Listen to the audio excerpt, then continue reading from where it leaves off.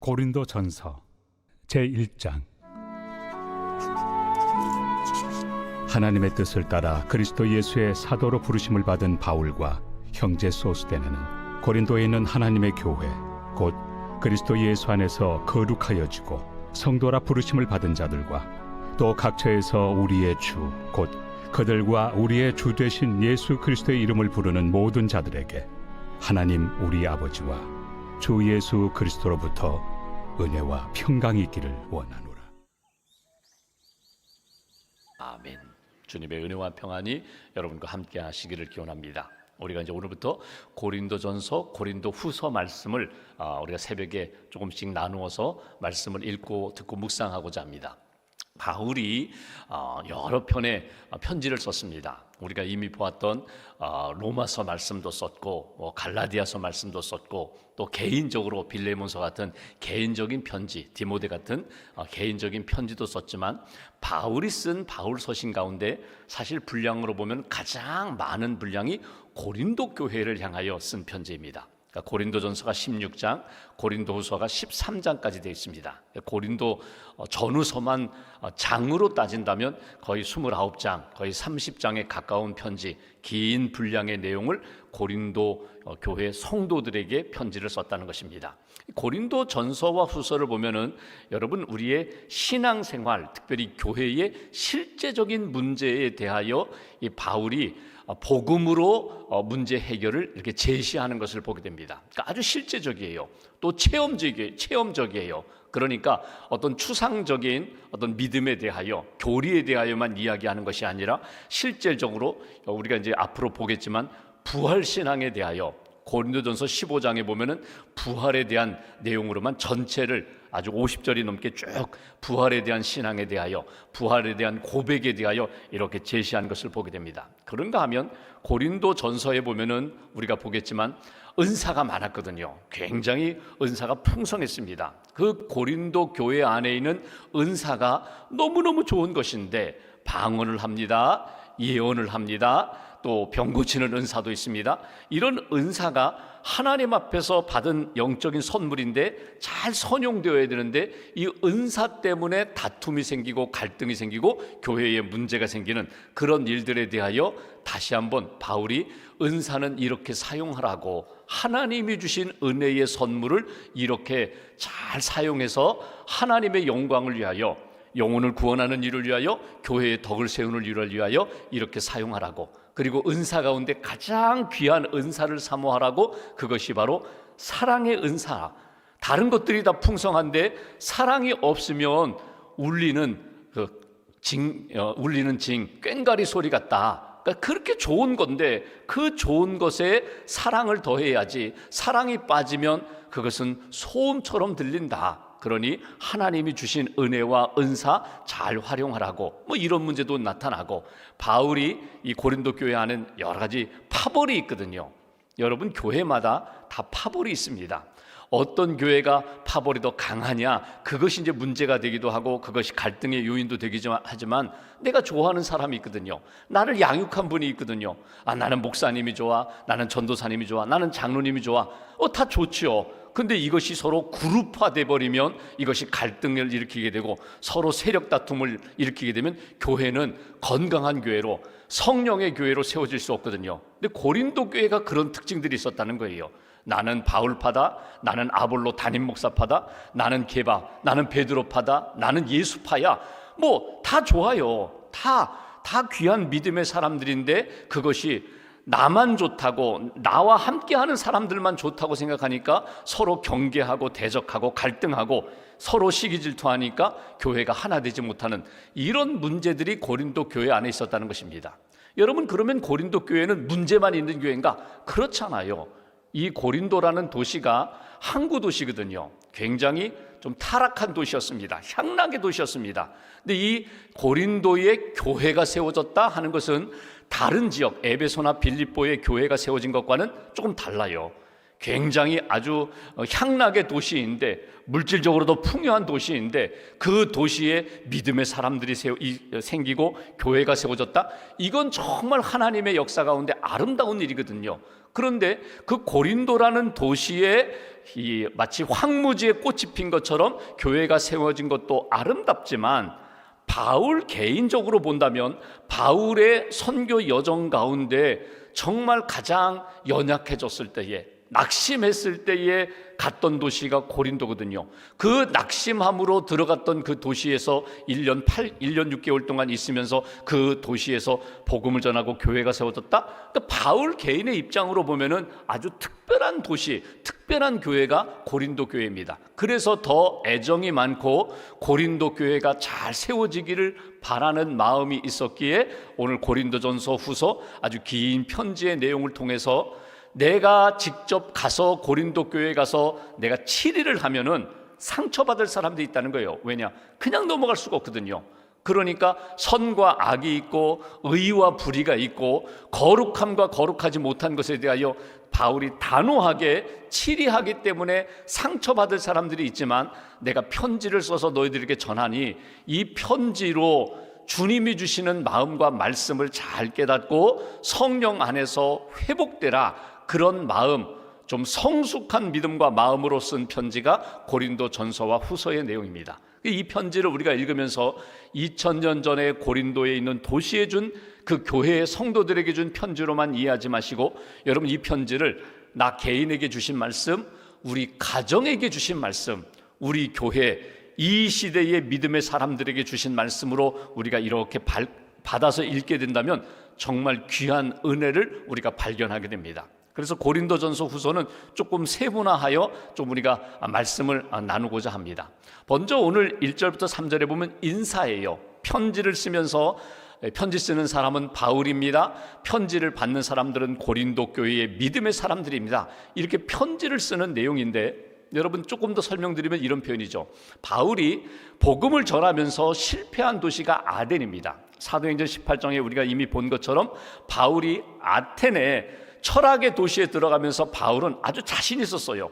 자기도 철학을 공부한 사람이고 철학적으로 나는 복음을 전하여서 그 광장에서 사람들 앞에 멋지게 설교하고 복음을 전해서 나는 그 철학적인 사고를 가진 사람들을 나는 주님께로 인도하리라, 자신만만함으로 아덴에 들어가서 복음을 전했는데 실패했어요. 바울이 복음을 전하여서 실패한 도시가 흔치 않은데 아테네에선 철저히 실패했어요.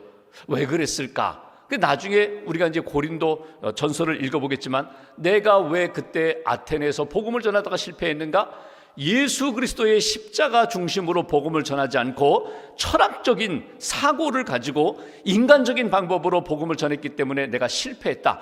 철저하게 깨닫고 우리가 보겠지만, 나는 십자가 외에는 아무것도 자랑하지 않겠다. 오직 십자가만 붙들리라. 이게 바울의 마음이었거든요.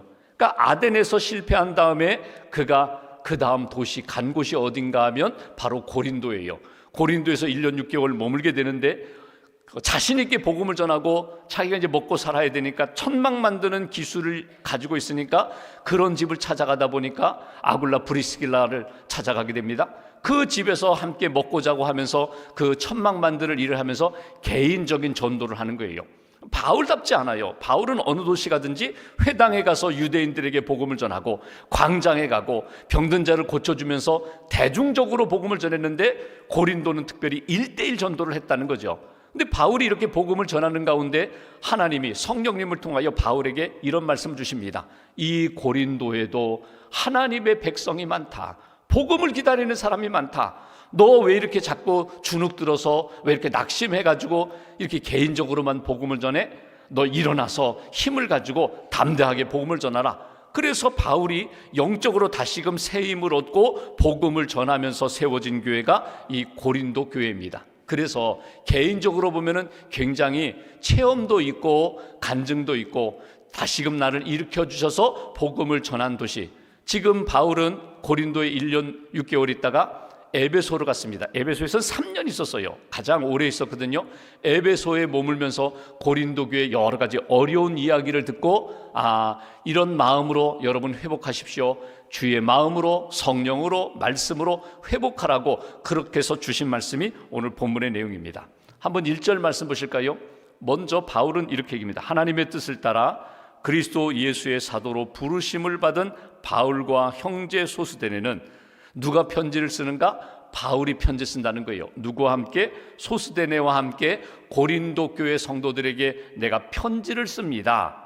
2절 고린도에 있는 하나님의 교회 곧 그리스도 예수 안에서 거룩하여지고 성도라 부르심을 받은 자들과 또 각처에서 우리의 주 곧 그들과 우리의 주 되신 예수 그리스도의 이름을 부르는 모든 사람들에게 인사, 은혜와 평강이 있기를 원합니다. 여러분들에게 편지를 쓰는 것입니다. 여기 1절과 2절에 보면은 바울 자신의 신앙의 정체성, 영적인 정체성, 고린도 교회에 있는 성도라 부르심을 받는 하나님을 믿고 예수님을 믿는 성도들, 그들을 향하여 몇 가지로 우리가 누구인가, 나는 누구인가, 하나님을 믿는 우리가, 교회에 있는 성도들이 누구인가, 몇 가지 정체성을 가르쳐 주는 것을 보게 됩니다. 여기서 우리가 한 3가지만 한번 오늘 나 자신에 대해서 한번 돌이켜 보면 좋겠어요. 첫 번째로 하나님의 뜻을 따라 살아가는 사람들, 이게 우리라는 거예요. 우리는 누군가? 내 인생에 가장 소중한 것이 무엇인가? 여러분, 나는 하나님의 뜻을 따라 살아가는 사람들, 하나님의 뜻을 끊임없이 찾고 그 뜻을 붙잡고 사는 사람들. 여러분, 하나님의 뜻이 뭘까요? 하나님의 소원이 뭘까요? 우리가 잘 되는 것이 하나님의 소원이에요. 우리가 건강한 것이 하나님의 소원이에요. 우리가 평안하고 우리가 감사가 넘치고 늘 기뻐하고 하는 일마다 잘 되는 것이 하나님의 뜻, 하나님의 소원이에요. 그런데 가장 궁극적으로 하나님의 뜻, 하나님의 소원이 무엇인가 하면 영혼 구원입니다. 다른 것들은 다 갖추었는데 그 영혼이 구원받지 못했어요. 다른 것들은 다 갖추었는데 하나님의 나라의 삶을 살지 않아요. 하나님 나라의 삶이 뭐예요? 구원받고 하나님의 다스림을 받고 하나님 아버지라고 부르면서 하나님의 인도함을 받는 삶이 하나님의 뜻이고 하나님의 다스림을 받는 사람인데, 우리가 하나님의 뜻을 따라 살아가는 사람들이다. 바울은 그렇게 얘기합니다. 나는 하나님의 부르심을 받고 하나님의 뜻대로 사는 사람들. 여러분 잘 보세요. 나를 이끌어가는 것들이 있어요. 나를 자꾸 이렇게 이끌어가는 것, 여러분을 이끌어가는 것이 무엇입니까? 어떤 사람들은 돈 따라가요. 돈이 나를 자꾸 이끌어가게 해요. 어떤 사람은 즐거움, 쾌락을 추구하면서 재미있는 것만 추구하면서 재미있는 것이라면 먼 곳에 찾아가고 재미있는 것이라면 밤을 새워서라도 거기에 끌려가는 사람이 있어요. 어떤 사람은요, 먹는 것, 맛있는 거 먹어야 돼, 건강한 건 먹어야 돼, 한 번도 먹어보지 못했지만 그거 한번 맛보라, 새벽부터 일어나서 먼 곳까지 가는 맛집 찾아다니는 분들도 있어요. 다 좋아요. 틀린 것 아니에요. 그런데 적어도 성도는, 하나님의 사람은 아침에 딱 눈을 뜨면서 새벽에 기도하고 잠들기 전에 하나님 앞에 하루의 일과 감사하며 마무리할 때 가장 생각해야 할 것이 뭐냐면, 하나님의 뜻 가운데 내가 살았는가, 하나님의 뜻이 무엇인가. 오늘 하루 이 귀한 시간 하나님으로부터 선물로 받았는데, 부자든 가난하든 건강하든 병들든 모든 사람들에게 24시간 똑같이 하나님 앞에 선물로 받았는데, 오늘 내가 하나님의 뜻을 내가 깨닫고 그 뜻에 맞춰 살고 있는가, 살려고 하는가, 이것이 중요하다는 거예요. 오늘 여러분 잘 보세요. 하루를 살아갈 때에 여러분을 향한 하나님의 뜻이 무엇이에요? 구원, 하나님이 기뻐하시는 믿음으로 사는 것, 이렇게 넓은 의미도 있지만 아주 구체적으로, 아주 좁은 의미로, 여러분 A와 B가 있어요. A로 가면 편할 것 같아요. B로 가면 힘들 것 같아요. 하나님의 뜻이 A보다는 B에 하나님의 마음과 뜻이 있다면 기꺼이 A를 포기하고 B를 딱 붙잡고 살 수 있는 인생. 어떤 권사님이 어느 날 전화하셨어요. 목사님, 제가 어젯밤에 꿈을 꾸는데 제가 예수님을 만났어요. 예수님을 만났는데, 예수님 만나서 무슨 말씀 나누셨어요? 예수님이 그냥 내 뜻대로 살아라, 내 뜻대로 살아라, 그런 말씀 해주셔서 자기는 너무너무 좋았다는 거예요. 그 꿈에 예수님을 만난 그 꿈 체험이 너무너무 좋았다는 거예요. 그래서 꿈에서 딱 깨어나면서 제가 너무너무 좋아서 어제 우리가 찬송 불렀잖아요. 주의 인도하심 따라, 주의 인도하심 따라 막 찬양을 부르고 너무너무 감사했는데, 갑자기 그런 생각이 들더라는 거예요. 본인이 이제 어떤 사업체를 하는데 또 하나의 사업체를 내고 이제 또 하나 사업체를, 이제 사업을 확장해 가는 가운데 이번에 사업체 확장하면서 제가 자기가 이렇게 계약서에다 사인하기 직전인데 그 꿈에 내 뜻대로 살아라, 내 뜻대로 살아라, 그 말씀 듣고 너무너무 좋아서 막 아침에 새벽에 깨어서 막 찬양도 하고 그랬는데 이번에는 계약하지 말아야겠다, 그 마음을 주시더라는 거죠.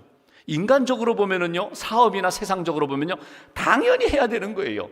그런데 사업이 확장되면서 내가 어느 순간에 이래서는 안 되지, 이 세상에서 이 땅의 사업만 확장하는 것이 아니라 하늘의 기업을 내가 품고 살아야 되는데 왜 자꾸 내가 땅의 기업에만 마음을 두고 있는가, 그런 생각이 이렇게 순간순간에 왔었는데 이번에 계약해야 되는데 계약하지 말고 이번에는 포기해야 된다, 이번에는 내려놓으려고 합니다. 그런 전화를 한번 하셨어요. 그래서 제가 너무나 감사하더라고요. 여러분, 주의 뜻대로 사는 것이요, 때로는 인간적으로는요 손해보는 거예요. 때로는 인간적으로는요 억울한 일 당하는 거예요. 그래도 주의 뜻을 따라 사는 인생, 그것이 바울이 나 자신도 주의 뜻대로, 고린도 교회 있는 성도들도 주의 뜻대로 사는 사람들. 또 하나 이렇게 이야기합니다. 우리는 부르심을 받은 사람들. 1절에 보십시오.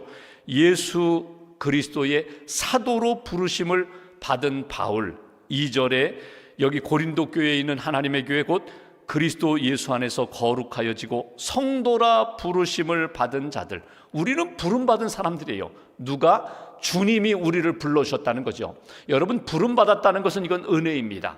여러분, 부름받았다는 것은 내가 자격이 있기 때문에 내가 주 앞에 내가 나왔습니다가 아니라 부족하고 허물 많고 죄 많은 우리들을 찾아오셔서 내 이름을 불러주시고 너 나를 따르라고, 너 나의 은혜를 받으라고, 복음을 믿으라고 은혜 주신 것, 이게 부름받은 사람들이에요.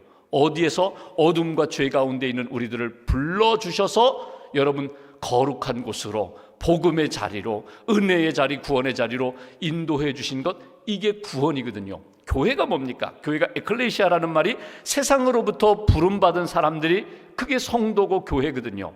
여기 성도라는 표현이 있는데 여러분, 영어로 세인트가 대문자로 세인트하면 성자가 됩니다.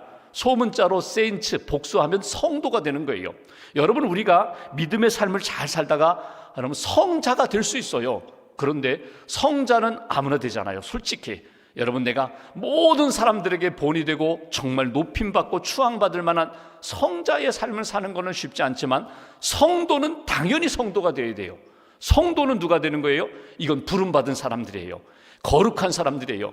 그러면 성도가, 나는 거룩한 사람들이니까, 나는 세상에 속한 사람들이 아니니까 나는 이렇게 거짓말하지 말아야 돼, 도덕적으로 율법적으로 나는 깨끗해야 돼. 여러분, 행위로 성도를 추구하지 마세요. 있을 수 없어요. 될 수 없어요. 행위로 거룩해질 수 없는 우리들, 무엇으로 성도가 된다고요? 예수 그리스도의 은혜로, 십자가의 보혈로 날마다 거룩해지는 거예요. 그래서 성도예요. 세상에 속한 사람이 아니라 우리는 그리스도의 부름을 받고 하나님을 아바 아버지라고 부르면서 우리는 날마다 주의 은혜 가운데 살고 예수님의 이름을 부르면서 복음으로 사는, 우리는 거룩한 하나님의 자녀들, 거룩한 무리들입니다. 이게 성도예요. 너희들도 성도고 나도 성도다. 나는 사도로 부름을 받고 너희들은 성도로 부름받았다 했지만 우리는 모두가 다 하나님의 부름받은 사람이라는 것을 잊어버리지 말아라. 이것이 사도 바울이 하는 이야기입니다. 우리는 하나님 앞에 부름받은 사람들. 한 가지만 더 볼까요? 하나님의 뜻을 따라 사는 사람들, 하나님의 부름을 받은 사람들. 여기 2절 후반부를 보십시오. 우리의 주 곧 그들과 우리의 주 되신 예수 그리스도의 이름을 부르는 모든 자들, 부름을 받은 사람들인데, 여러분, 부름받은 사람들, 하나님의 뜻을 따라 사는 사람들은 어떤 사람들이라고요? 예수의 이름을 부르는 사람들. 이거 다른 말로 기도하는 사람들, 찬양하는 사람들, 예배하는 사람들, 하나님을 언제 어디서든지 아버지라고 부르면서 하나님의 은혜를 사모하는 사람들, 이게 우리들이에요.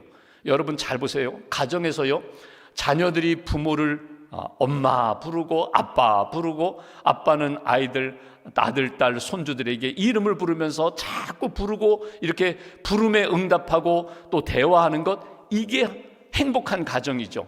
이게 교제가 있는 가정이죠. 여러분, 어느 순간에 보니까 부부가 대화가 없어요. 부르지도 않아요. 자녀들이 부모를 부르지 않아요. 부모가 자녀를 찾지 않아요. 여러분, 관계는 이미 형성되어 있지만 여러분, 교제는 단절된 거거든요. 신앙생활하면서 하나님의 이름을 부르지 않아요. 그냥 주일에 와서 한번 예배 드릴 때, 신앙 고백할 때 그때 아버지라고 부르고 일주일 내내 한 번도 하나님의 이름을 부르지 않으면요, 신앙은 점점 떨어지게 돼 있어요. 하나님과의 영적 교제는 점점 약해지게 돼 있어요. 우리는 누구라고요? 하나님의 뜻을 따라 사는 사람들, 하나님의 부름을 받은 사람들, 부르심의 은혜 가운데 성도로 사는 사람들. 우리는 누구라고요?